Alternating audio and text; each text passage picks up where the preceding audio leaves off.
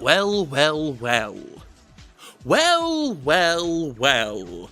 Well, well, well.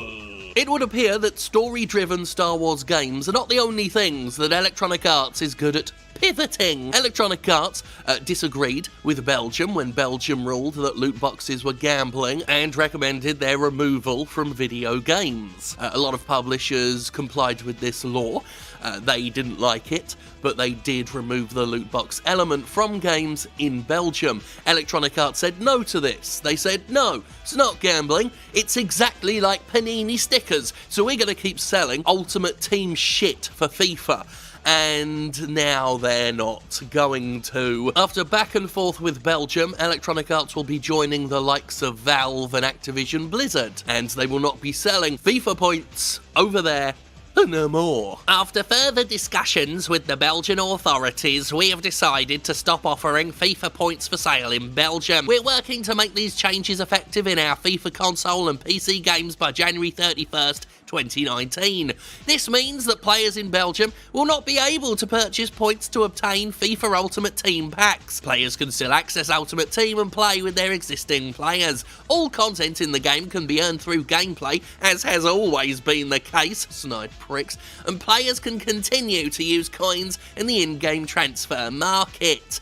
Any players in Belgium that have existing FIFA points in their accounts can continue to use them, but they will not be able to purchase more. We apologise to our players in Belgium for any inconvenience caused by this change. Well, microtransactions are just optional, aren't they, EA? So no inconvenience will be felt at all, right? Because it's not like you inflate the grind in anything to accommodate microtransactions and loot boxes, is it? So I anticipate no inconvenience at all. Should be business like usual.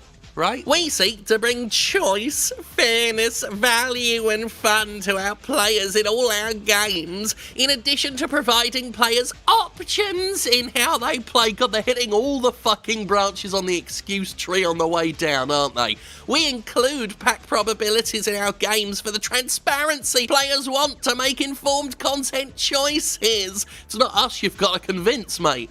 While we are taking this action, we do not agree with Belgian authorities' interpretation of the law. There it is. And we will continue to seek more clarity on the matter as we go forward. The impact of this change to FIFA Ultimate Team in Belgium is not material to our financial performance. Why are you telling us?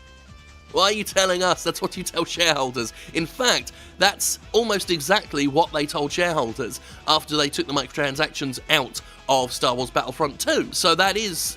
I think this last paragraph is purely for shareholders, but they're throwing it out in public for, I don't know, shade? Or something to just cover their asses until their next investor meeting. It's rather fitting that they tie this back to Star Wars Battlefront 2, though, the game that, let's face it, landed the AAA game industry in this mess in the first place. Loot boxes were always going to cause them trouble in the long run because the game industry has no chill, so within a very short amount of time, publishers overindulged with the loot boxes to an extreme degree, igniting a pushback that came to them hard and fast. And the tipping point was the fact that Electronic Arts got too greedy with Star Wars Battlefront 2. So they, we all know the story with that now, but they did tell investors that there's no material impact from removing the microtransactions from Star Wars Battlefront 2, despite they're making so much money from microtransactions, and the industry claiming how necessary they are because games are too expensive to make. And Electronic Arts,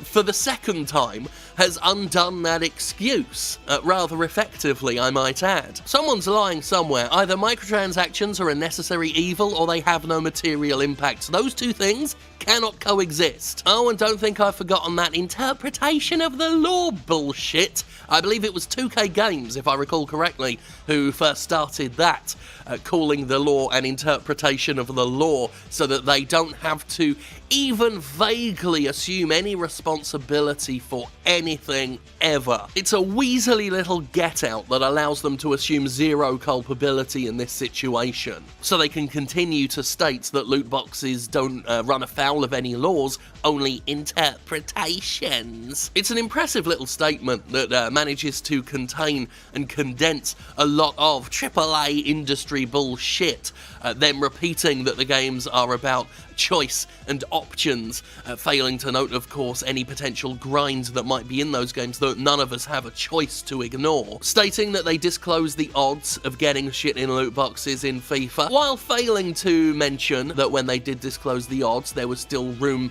for vagueness, and the odds were shit.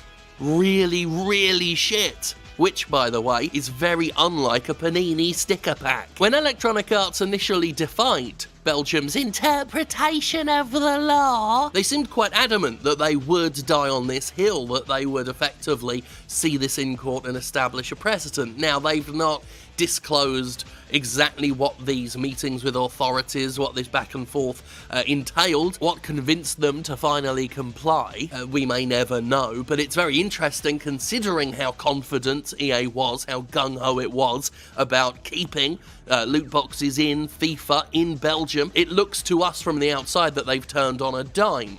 I'm sure it's a lot more complicated than that behind closed doors. But whatever the case, boo-hoo, Electronic Arts will make a bit less money off gambling. I'm practically drowning in my tears. As I've said before, if it's deemed to be gambling, it's gonna fall under the realm of gambling laws, isn't it? Some people are still trying to position any potential government pushback against loot boxes as censorship of art, when it's really just regulation of a business model, of a mechanic, of a transaction. These are things that get regulated all of the time. If the game industry wants to fuck around with gambling, well, here's the result. Maybe not in every country, especially some countries like here, where corporations get a lot more protection, but in some areas, yeah, people are going to look at it and come to the conclusion I and many other people have come to that, oh, this behaves exactly like gambling, maybe it's gambling. Once again, this isn't something I'm outright celebrating, but it is something I will shrug at when EA and its ilk try to get any pity from us. In EA's case especially, this is a bed they've made and get to lie in. Because, again, it was Star Wars Battlefront 2 that got people a lot more interested in the harmful effects of loot boxes. If EA hadn't tried to fuck a game completely up with gambling mechanics, then, well, loot boxes may have at least lasted a bit longer without this kind of scrutiny, but here we are, it's EA's fault, they can shove it up their own arse.